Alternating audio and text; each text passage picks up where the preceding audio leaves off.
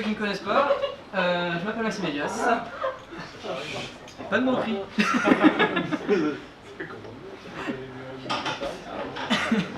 Je suis développeur web, je travaille principalement sur Docker et PHP. Et du coup, si vous voulez vous intéresser à ces sujets également, vous pouvez également me suivre sur mes réseaux sociaux, sur Twitter, GitHub et Medium. Medium, je viens juste d'y mettre, donc il n'y a rien. Donc, patientez encore.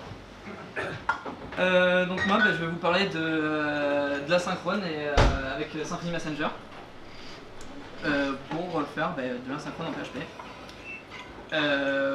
D'abord, pour vous parler pourquoi faire de l'asynchrone en PHP, je vais mettre un peu de contexte. En gros, prenons un cas d'exemple sur un site e-commerce. Pour passer une commande, l'utilisateur il paye sa commande et ensuite il va avoir plusieurs étapes qui va être le changement d'état de sa commande, la mise à jour des stocks, l'invalidation des caches au niveau des stocks, il va avoir l'envoi d'email, il va avoir l'interrogation au service pour le transporteur pour lui dire qu'il y a une nouvelle commande et envoyer les métriques dans un Google Ads par exemple. Tout ça, ça fait 6 étapes et toutes ces étapes-là, si on les fait en traitement synchrone, donc les unes après les autres, on va se retrouver au bout d'un moment sur plusieurs utilisateurs à des montées de charge assez énormes sur vos serveurs. Et donc du coup, pour pallier à ça, on va mettre de l'asynchrone. Donc la solution, je viens de dire, l'asynchrone. J'étais un peu truc que mes slides. Et en fait, au-delà de faire l'asynchrone, de tout découper, ça va également vous permettre en fait d'avoir une meilleure lecture de votre code. Parce que si vous mettez toutes ces étapes-là dans votre contrôleur, vous allez retrouver avec un contrôleur qui va être énorme et immaintenable. Même si vous découpez en service, ça va être immaintenable. Hop, pardon, j'ai été un peu trop vite. Donc du coup, pour ça on va faire appel à des systèmes qui sont des systèmes de message queuing qu'on va appeler broker et on va pouvoir en fait communiquer en mode asynchrone en fait avec ces brokers là. Ces systèmes généralement ils sont normalisés pour communiquer avec un protocole qui s'appelle AMQP. Généralement tout le monde n'est pas le cas. Donc du coup, qu'est-ce que c'est le message queuing en quelques mots, c'est une file d'attente. Donc on va avoir notre application, donc, qui va être les senders, notre système de message queuing qui est le sharer message, et on va avoir un receiver donc, qui va recevoir nos messages. Donc en fait, notre sender c'est notre application où on va lui dire on a une nouvelle commande, on l'envoie à notre système queuing, et ensuite on va avoir nos receivers, donc ça va être des serveurs indépendants de notre site web qui vont récupérer ces messages et dire on a une nouvelle commande et on va exécuter tout un tas de traitements sur des serveurs séparés qui vont être tous les traitements que je vous ai cités, mise à jour des stocks, envoi de mail et tout ce qui va en rapport avec une commande. Donc ce système là il va nous permettre en fait d'avoir un gain de temps et un gain de lecture aussi de notre code. Ça revient également en fait à la présentation qu'avait faite Mathieu récemment sur le CQRS. Si jamais ça vous parle, vous pouvez retrouver, je pense, peut-être sa vidéo sur le YouTube de la FU et qui parle de comment découper son code en mode CQRS. Mars. Comment ? En Mars Tarnier, parce que vous la cherchez de toute façon elle est sur le channel. Donc du coup, que vient faire Symfony Messenger dans tout ça et qu'est-ce que c'est il sert à communiquer, pas comme WhatsApp. C'est plus technique. Il a été créé par Samuel Rose en version 4.1 et donc ça fait à peu près un an si je me trompe pas que c'est sorti, quelque chose près. Du coup, le composant il permet en fait de rajouter une couche d'abstraction à notre code pour pouvoir communiquer avec un ou plusieurs brokers au système de queuing.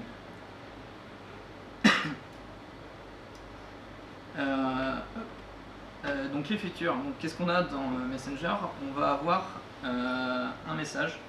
Donc un message c'est en gros quelque chose qu'on envoie et qu'on reçoit. C'est un objet PHP, une classe toute simple. Ensuite on va avoir le message bus.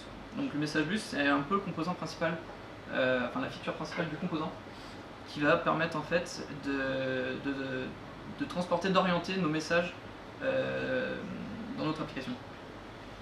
Et vous pouvez aller voir dans le code, c'est une classe qui doit faire à peu près 50 lignes, c'est un truc vraiment tout simple bateau mais qui fait plein de trucs. Ensuite on va avoir des messages handlers, donc là c'est là où on va recevoir notre message, on va faire tout le traitement métier de notre application. Donc c'est là où le receiver en fait va exécuter le code.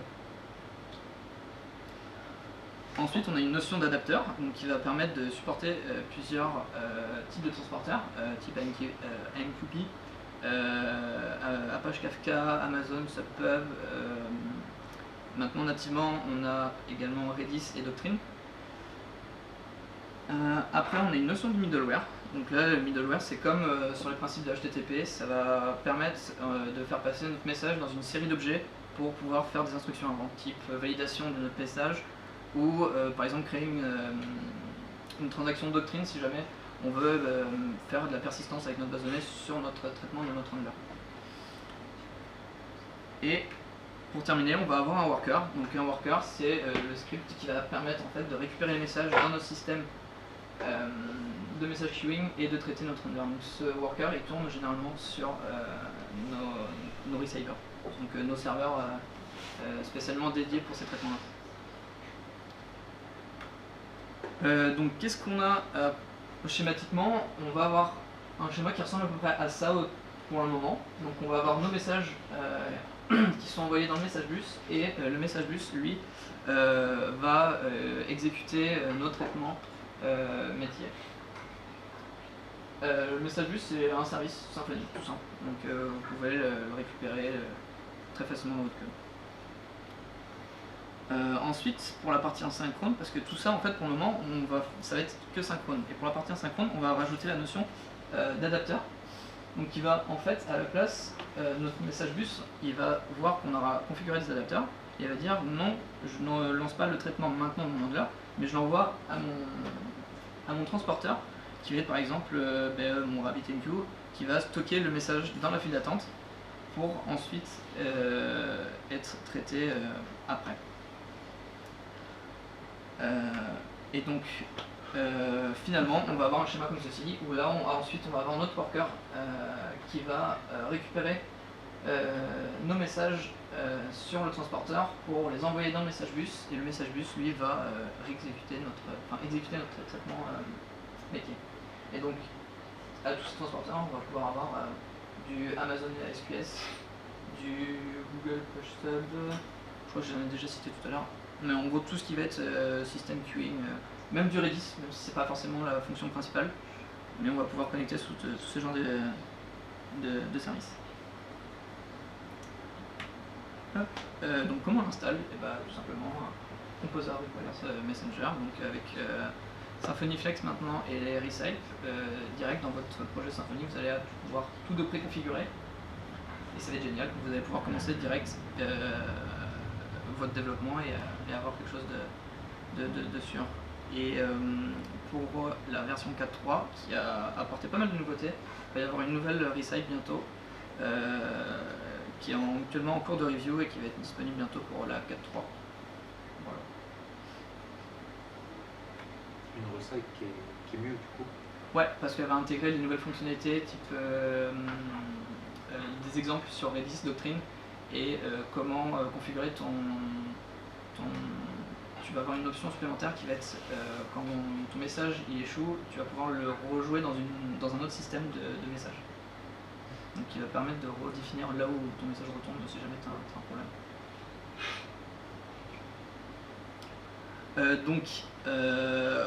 Un message c'est quoi? C'est une classe, comme je vous ai dit tout à l'heure. C'est une classe PHP tout simplement. Donc là on va vouloir faire une instruction d'envoyer en fait une notification à un ou plusieurs utilisateurs sous forme d'un tableau. Et donc ce message il est unidirectionnel puisqu'on ne va que l'envoyer, et on ne pourra jamais setter de valeur dedans comme un event par exemple. Un event on l'envoie dans le dispatcher, on va pouvoir setter de nouvelles infos dans cet event pour le récupérer ensuite dans notre côté application. Alors que là un message on va uniquement l'envoyer et on ne pourra pas récupérer d'informations après ce traitement là dans notre application. Il faut juste qu'en fait cet objet il soit serialisable, c'est le primordial. Et du coup on va pouvoir envoyer tout un tas d'informations dedans vu qu'il va être serialisable, et c'est un point assez important si jamais votre service tiers n'a pas accès à votre base de données. Vous envoyez du coup toutes les informations de votre message en serialisé, et si votre service tiers a accès à votre base de données, vous pouvez envoyer uniquement un ID par exemple pour dire tu envoies le message de tel ID et il va le récupérer dans la base de données et l'envoyer. Et il faut le voir un peu comme un DTO, un Data Transfer Object. Merci. Et il va vous transporter en fait votre donnée de votre application vers votre message queuing. Comment on le diffuse? Et avec le message bus, tout simplement.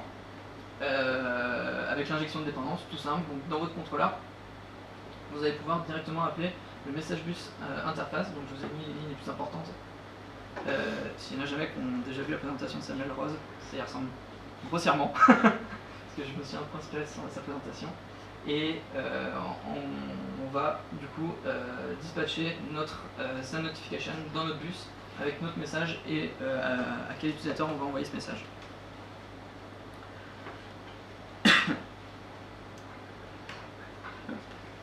Ensuite, on va avoir notre handler. Donc notre handler, ça va être un type PHP callable. Donc il faut qu'il soit appelable, qu'il soit possible d'appeler avec en PHP. Donc nous là on a une classe qui est avec la fonction invoke, mais on peut très bien faire une fonction callable tout simple pour définir notre handler. Mais le mieux c'est un objet PHP.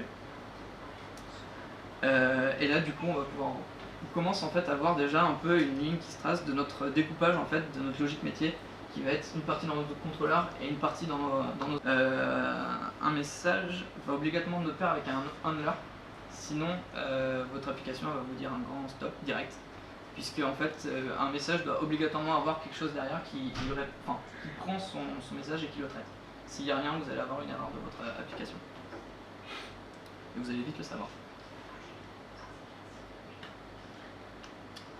Ensuite, comment on enregistre nos handlers? Et tout simplement par la déclaration de service. Donc là, je vous ai mis un exemple qui est l'enregistrement en utilisant le PS-Arcade Discovery, qui va permettre d'enregistrer en fait toutes les classes qui sont dans mon dossier SRC Message Handler en tant que handler.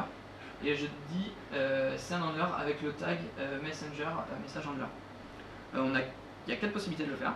Donc ça, c'en est une. Sinon, vous allez pouvoir taguer individuellement vos services, et c'est très long, donc on va plutôt privilégier celle-ci. Sinon, vous allez pouvoir le faire avec l'interface qui s'appelle Message Handler Interface. Ou sinon, vous avez la 4e option qui a une autre interface qui est Message Subscriber Interface, qui elle en fait ajoute une méthode statique à votre handler qui vous permet de récupérer, dire en fait par type de message quelle instruction doit être faite sur mon handler. Et là vous allez pouvoir avoir une configuration un peu plus affinée au niveau de votre configuration. Et donc là, à ce stade, pour revenir à notre diagramme, on n'a que la première ligne pour le moment. Donc on va avoir notre message, le message bus et les handlers, et tout ça en traitement synchrone. Si on a juste cette ligne, ça fonctionne? Ouais. Tu auras juste du traitement en asynchrone. Tant que tu n'as pas déclaré de transporteur, ton traitement, tu peux te servir de Messenger uniquement pour faire du synchrone.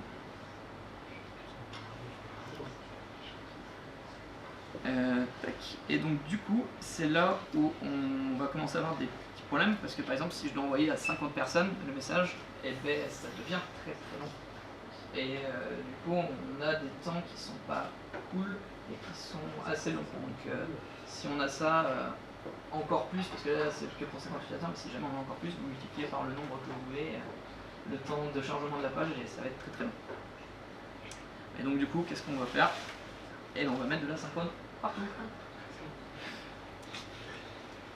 Et donc là, on rajoute la notion du coup de transporteur, où c'est notre message bus qui va envoyer plutôt notre message à notre transporteur. Du coup, un transporteur, c'est quoi? Un transporteur, c'est l'association de deux notions qui sont le sender et le receiver. Donc le sender, c'est un service qui va dire comment notre message est envoyé à notre service de message queuing. Et le receiver, c'est comment notre worker va récupérer ce message de notre service queuing. Il est configurable via un DSN et il utilise un processus de serialisation. Donc soit vous pouvez l'utiliser à l'extérieur d'un projet Symfony qui va utiliser du coup la serialisation PHP natif avec une petite amélioration de Symfony, ou sinon si vous êtes dans votre projet Symfony, vous allez pouvoir utiliser directement le serialiseur de Symfony. Et on va pouvoir facilement rajouter du coup des transporteurs custom qu'on veut avec du coup les sender receiver, puisque on peut très bien en fait imaginer avoir un sender qui envoie dans un fichier au lieu d'un système de queuing. C'est vraiment une notion qui va vous permettre en fait d'avoir ce que vous voulez et pas que forcément un système de message queuing derrière.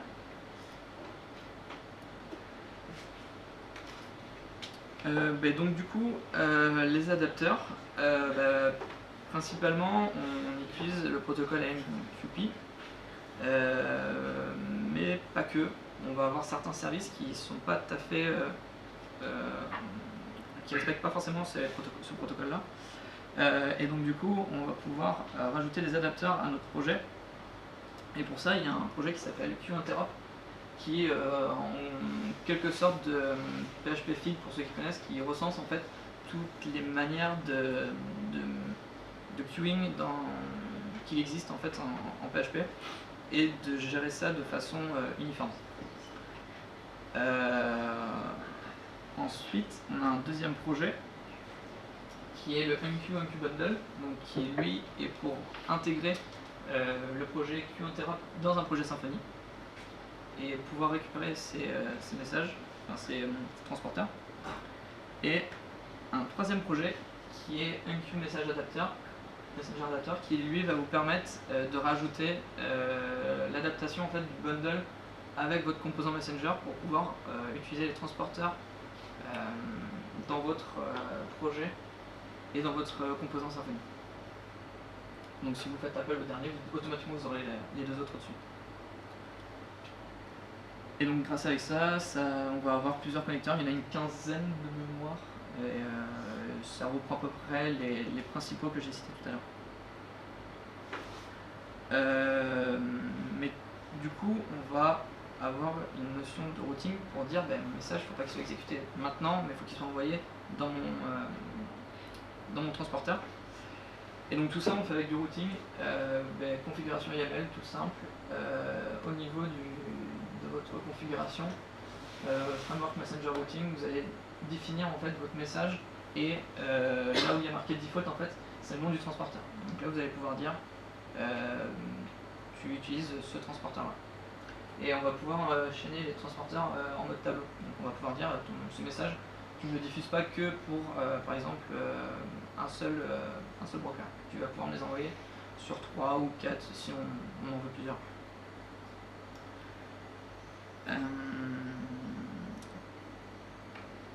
Ensuite, on va avoir la notion du coup de middleware. Donc là, ça va être au niveau du message bus, où on va pouvoir entourer le traitement de notre handler par un middleware. Et donc là, j'ai un exemple qui spoil un peu la suite, c'est pas grave. On va rajouter en fait un middleware sur notre bus pour faire un audit par exemple, pour dire quand est-ce qu'un message est envoyé ou quand est-ce qu'un message est passé dans le bus. Et donc dans ce middleware, je vais avoir un traitement qui va me log en quelque part le fait qu'il y a un message qui est passé dans mon bus au commande bus. Et là, on va pouvoir avoir l'information facilement. On va pouvoir du coup ouvrir une transaction doctrine dans les cas où on reçoit le message, parce qu'on va pouvoir distinguer si c'est un message qu'on reçoit ou qu'on envoie. Et il y a plein de petites astuces qui vont vous permettre de savoir ces informations-là, et vous allez pouvoir ouvrir ou fermer par exemple une transaction dans votre middleware.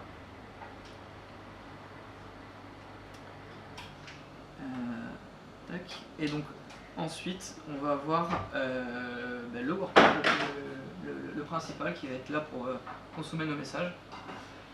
Donc lui qui va être sur une partie séparée de l'infra principale de votre site web, et où on va lui lancer en fait la commande Messenger Consume Message, et on va lui dire quel transporteur utiliser. Et il va du coup récupérer chaque message qui sera empilé dans la file d'attente et les traiter un par un. Donc dès qu'il est terminé, il prend le suivant, etc. Et vous allez pouvoir ensuite du coup, dépiler tous vos messages, tous vos traitements de manière asynchrone et faire vos envois de mail 5 minutes après que la personne ait passé la commande par exemple. Hop. Et donc là on se retrouve avec un cas où on gagne énormément de temps et du coup on voit les temps qui redescendent. Mais du coup on n'a plus aucun retour sur notre interface client, puisqu'on n'a pas forcément besoin de retour quand on dit qu'on a envoyé un mail. On peut juste dire le mail est parti et c'est ok. Et si l'envoi de mail échoue, vous pouvez du coup avec la nouvelle fonctionnalité le remettre dans un nouveau système de queuing pour le réexécuter plus tard. Et du coup on a plutôt des bonnes performances et du coup merci Messenger.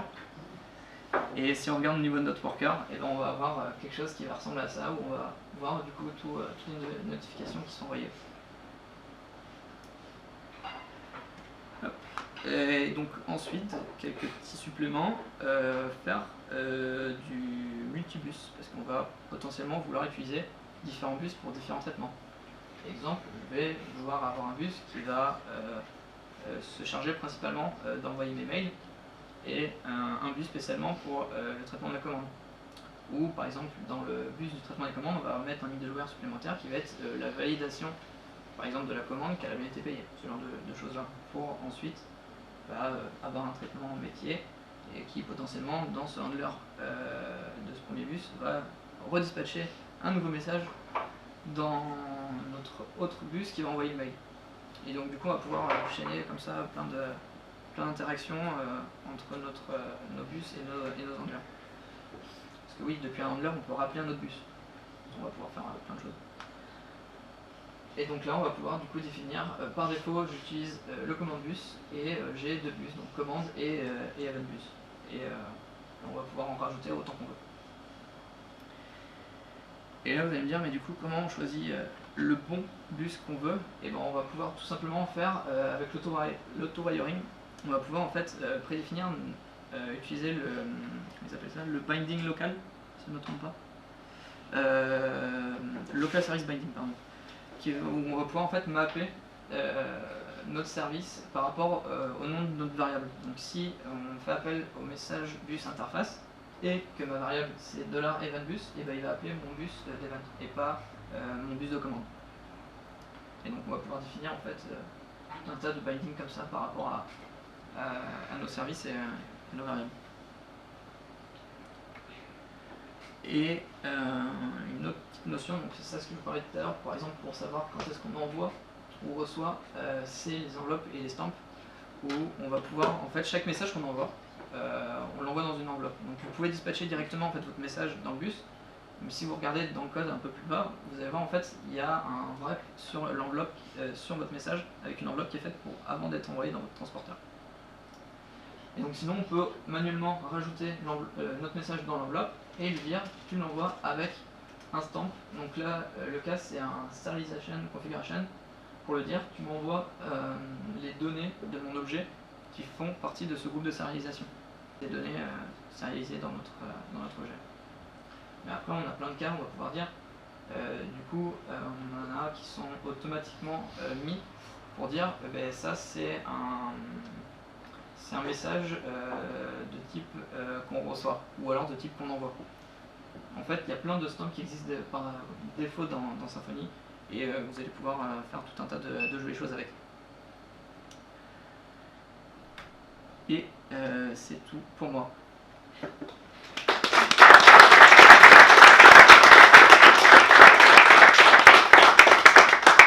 J'espère que je vous ai pas largué, ou c'était trop technique. Peut-être un peu vite sur certaines notions, donc si vous avez des questions, c'est maintenant.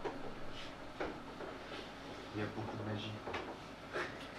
Donc en fait, on lance bien un process PHP séparé qui lui, Ouais. en fonction de ce qu'on a déclaré comme adaptateur et qu'on a hérité là, de tous ces projets, en fait va savoir consommer, traiter une liste d'attente, quoi, une file d'attente, Ouais. et faire au fur et à mesure.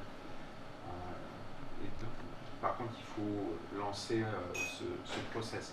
Ouais. Oui, Tu vas lancer du coup ton marqueur qui va tourner mais ça, tout seul en fait. Et c'est quand même bien. Et il s'arrête jamais. Mais l'intérêt quand même, c'est que bon, il faut, suivant ce qu'on a choisi comme file d'attente, il faut quand même avoir le produit derrière qui tourne. Mais ça peut être, il y a quand même des options pour les pauvres, par exemple Doctrine, c'est pas mal. C'est-à-dire le fait de pouvoir utiliser Doctrine comme file d'attente et puis quand même le faire traiter comme si on avait une queue parce qu'on n'a pas d'infra exprès, au moins pour au début commencer à mettre en place quelque chose. Donc ouais, mais le cas de Doctrine, il a plutôt été intégré pour le cas où tes messages ils échouent. Donc du coup tu les enregistres dans ta base de données pour pouvoir ensuite les récupérer et savoir lesquels ont échoué et pourquoi ils ont échoué et pouvoir les relancer après. Ou alors pour tracer, par exemple, un peu comme tu disais, tes messages, tu envoies des mails, tu disais on n'a pas de retour, bon, quelque part, il n'y a pas de retour parce que c'est pas un event, mais tu aurais un moyen finalement de même garder une trace d'une certaine façon. Ouais, mais après sinon, si tu veux par exemple savoir si ton mail a bien été envoyé pour ton utilisateur, tu peux très bien injecter un service dans ton handler qui va persister dans ta base de données. Oui, c'est ça. Qui est cet info-là. Oui, à cet endroit-là, pas forcément une autre queue, quoi, c'est ça que je veux dire. Et si là par exemple ton service qui envoie ton mail n'a pas accès à ta base de données, tu vas pouvoir redispatcher ton message dans un autre bus pour valider. Le recycler, quoi. C'est ça, et lui dire tu enregistres comme quoi mon message a bien été envoyé. Ok, et donc il y a bien deux types de choses, il y a des messages et il y a les events. Les events c'est des messages mais qui reviennent. Ouais, alors en fait il y a quand j'étais au forum PHP, il y a eu une présentation du coup sur ça. Et ils expliquaient en fait la principale différence en fait entre un message et un event, c'est qu'un message il va être unidirectionnel, et alors ton event il va être bidirectionnel. Donc ton event en fait tu peux le lancer, ensuite ton traitement derrière tu vas pouvoir lui setter de nouvelles informations, et après du coup l'endroit où tu l'as déclenché, tu vas pouvoir récupérer cette information. Alors ton message, une fois que tu l'as envoyé, tu vas pas pouvoir récupérer d'informations derrière. Tu seras obligé d'avoir une interaction au niveau de ton handler pour par exemple persister dans ta base de données une info que tu vas récupérer. Donc le event, ça fait un peu l'effet d'une promesse. Oui, on peut. Et la différence aussi, c'est que ton event, tu vas pouvoir le trigger même s'il n'y a rien. Alors ton message, si tu le lances et qu'il n'y a rien, tu vas avoir une erreur et ton application va pas tomber. Tu vas avoir erreur de Symfony qui va te dire ah, il y a un message ici qui n'est pas. Ce que tu veux dire, c'est que le message doit absolument être pris en compte par le facteur. Par contre, le event, on peut écouter tous les bruits de la terre et on ne prend que ceux qui nous intéressent. Ton event, en fait, quand tu lances, il peut rien avoir derrière en traitement, c'est pas très grave. Ton PHP, il va rien faire, il va continuer. D'accord. Alors ton message, non. Ok. Il faut obligatoirement qu'il soit associé de pair avec un handler. Et l'intérêt des timbres, voilà, des stamps, c'est quoi exactement? Ça permet en fait de rajouter un marqueur au niveau de ton message. Pour, par exemple, si tu veux savoir s'il a déjà été envoyé, il y a un marqueur qui existe, c'est je sais plus le nom, qui dit en fait que ton message a déjà été c'est en ligne de stamp, pour dire que ton message a déjà été envoyé. Donc du coup, par exemple, tu vas pouvoir dans un middleware, tu vas pouvoir à ton bus récupérer le dernier message qui est passé dans ton bus et savoir s'il a été envoyé. Et là, faire une action différente. D'accord, donc c'est vraiment pour les informations de livraison en fait, c'est vraiment pour un suivi. Ouais, comme par exemple dans le cas du middleware, tu vas pouvoir récupérer le stamp si c'est un message envoyé depuis ton application ou qui est reçu au niveau de ton handler. Et là, du coup, faire un audit plus poussé où tu vas dire ça c'est un message que j'envoie de mon application et ça c'est un message qui a été reçu depuis mon handler, qui est passé dans mon bus de cette façon-là. Est-ce que sur le marqueur, il va y avoir possibilité de mettre une notion de priorité pour qu'un élément soit dans la queue traité prioritairement par rapport à un autre? Alors, nativement, il n'y a pas ça. Je pense qu'il y a peut-être des possibilités, après ça dépend du système qui est utilisé derrière. Mais tu vas pouvoir créer des stands custom où tu vas pouvoir lui donner des informations, mais après, est-ce que ça va être reçu correctement au niveau de ton message queuing, je sais pas. Il me semble que sur RabbitMQ ou Redis, tu peux gérer ces priorités. C'est-à-dire que tel message va vraiment être délivré tout de suite, alors que l'autre, ça peut attendre un peu. Entre le cas de la commande, comment ça enregistre Après, un système central avec le mail qui part. Bon, après, un peu plus après, c'est pas grave. Mais après, tu peux faire deux files d'attente, avoir une plus prioritaire que l'autre et dispatcher du coup ton message dans une file qui est plus prioritaire que l'autre. Une qui a par exemple 2 workers alors que l'autre en a 40. Traiter la première que si la deuxième, la deuxième que si la première n'est pas déjà en train de tourner.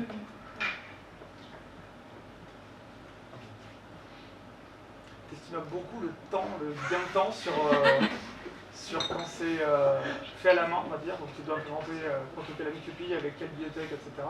Par rapport à quand tu utilises un truc tout près où tu vas devoir avoir une abstraction de plus, que tu vas développer des trucs abstraits et pas juste directement le protocole, l'implémentation, créer une file d'attente avec MQP.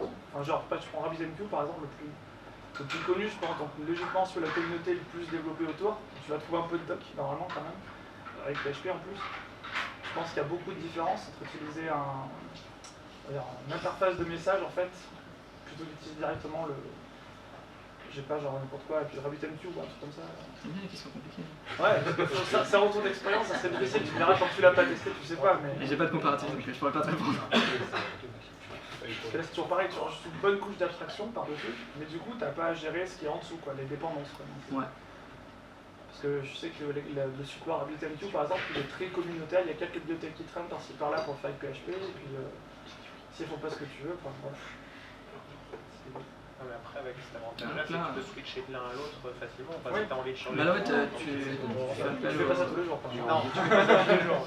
Mais tu regardes au niveau de l'organisation, MQ, PHP, tu as plein de trucs qui essayent de normaliser tout ça de la même façon et que tu auras toutes les infos que tu auras besoin et qui va s'adapter automatiquement à Messenger en traitement de données. Et en fait, au-delà de changer, c'est simplement comme tu as abstrait le concept, en fait, effectivement, si un jour tu dois le refaire pour un autre projet, ben, tu utilises les mêmes recettes, quoi. C'est juste le middleware ou l'adapteur que tu changes, le transport, puis là, t'es parti, quoi. Et en parlant d'adapteur, tu as dit que c'était AMQP uniquement? Alors nativement, tu as AMQP, Doctrine, Redis, et maintenant il y a Sync. Genre Apache Kafka, ça commence à être un programme ou pas du tout par exemple? C'est dans le bundle d'adapteurs. D'accord, tu peux utiliser Kafka comme... Ouais. C'est en train de monter, vous. Kafka aussi, surtout la communauté Java. Ça... Et du coup, s'il y en a qui ont déjà utilisé Messenger, pour une petite information, maintenant il y a un nouveau transporteur, c'est Sync. Parce que avant, on avait une option qui me permettait de faire un send handler sur un message. Et donc du coup, cette option maintenant est dépréciée, même supprimée, je crois.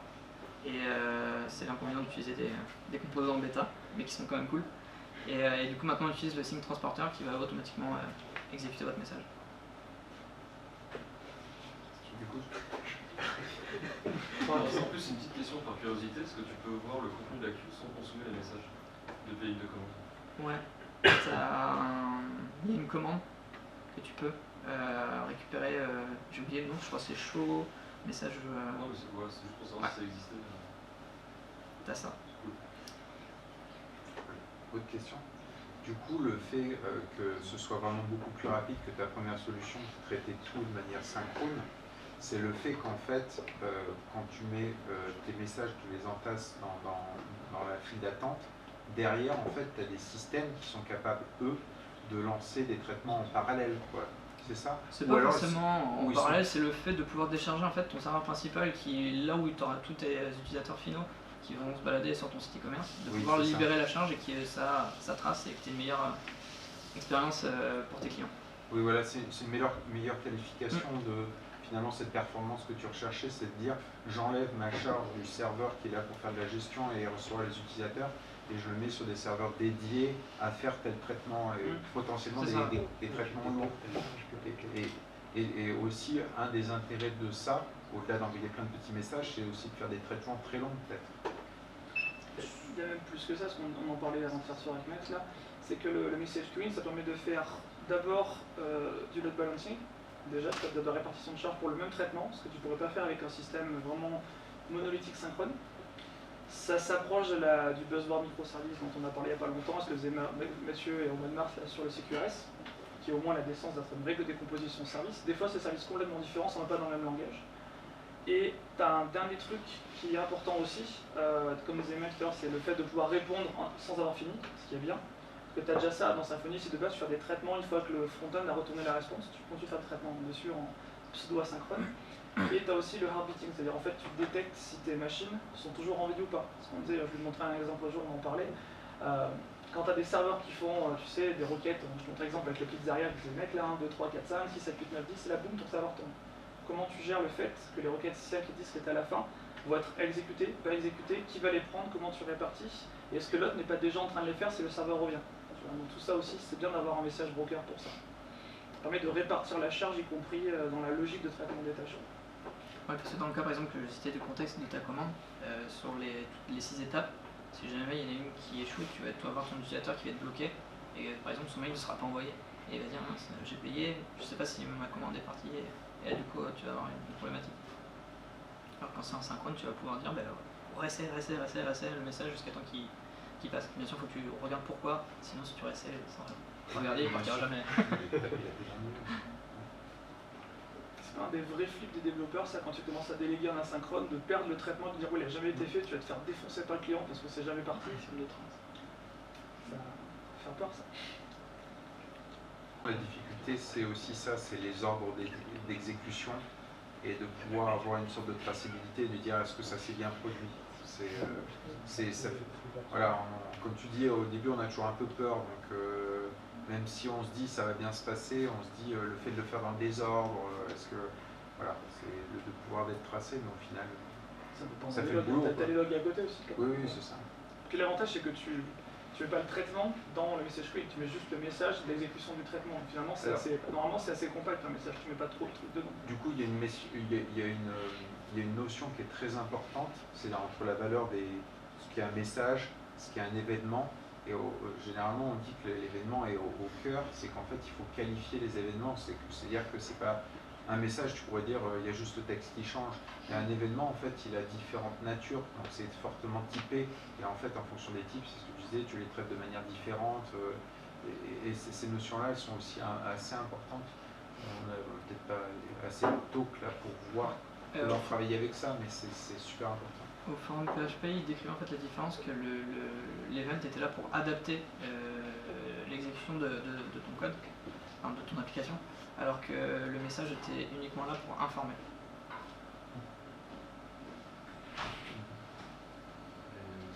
Est-ce que tu connais un bundle ou un truc qui se plug assez bien pour avoir un monitoring, genre des queues qui sont passées, voir si t'en as qui sont faits, combien il y en a qui passent, combien par heure, par type de queue, de message? Est-ce qu'il y a ce genre de truc pour nous aider à avoir un système déjà nativement qui va te permettre de renvoyer ton message. Mais je parle du savoir que par exemple les dernières 24 heures il y a eu des messages faire des stats. Ouais, faire des stats, du monitoring. Pour faire des stats, en fait, non, je ne connais pas. tu peux faire des logs et prendre LK par exemple. Ouais. Avec un middleware. Je pense que tu as du coup des middleware qui viennent. Non, j'en connais pas de ça doit sûrement exister. Une question, le worker là, c'est une besoin tu lances une seule fois et ça reste ouvert à observer en fait. Il attend et c'est une loupe infinie. Ouais, c'est pas un chrome de freelance totally. Il y en a autant qu'il y a de transporteurs soit tu peux définir le nom de ton transporteur pour qu'il consomme uniquement les messages de ce transporteur-là. Ou alors tu peux même dire que tu peux en construire plusieurs. Donc typiquement, tu pourrais lancer plusieurs workers qui regardent sur plusieurs. Ouais. C'est même un peu l'idée. Et du coup, tu pourrais par exemple avoir deux serveurs avec deux workers sur le même channel qui tournent pour aspirer plus rapidement par exemple les messages d'une file d'attente.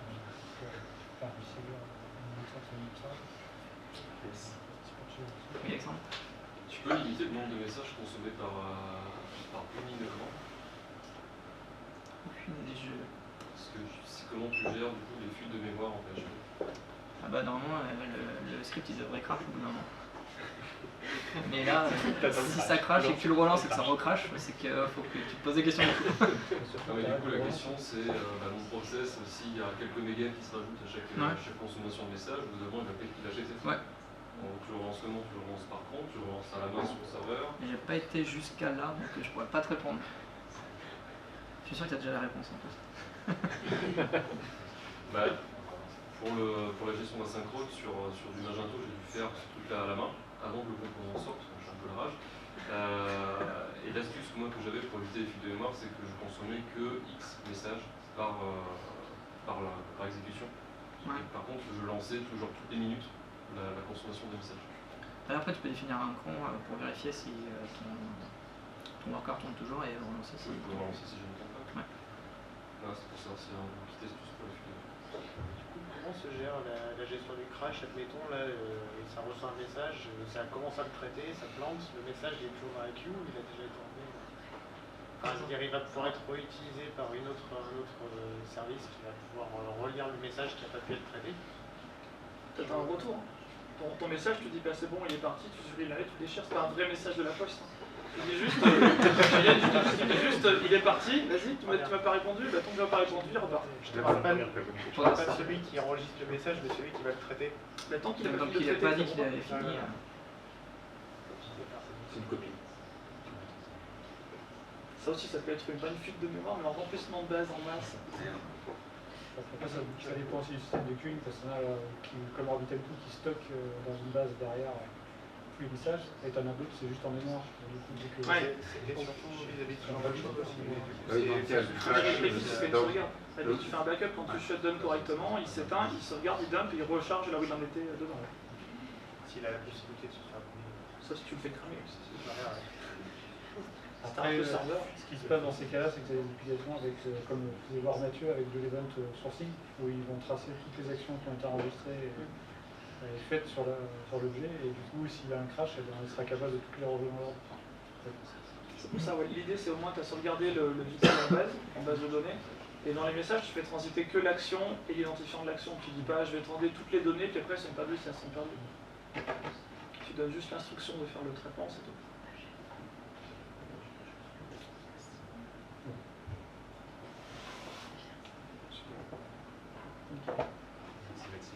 Ben merci.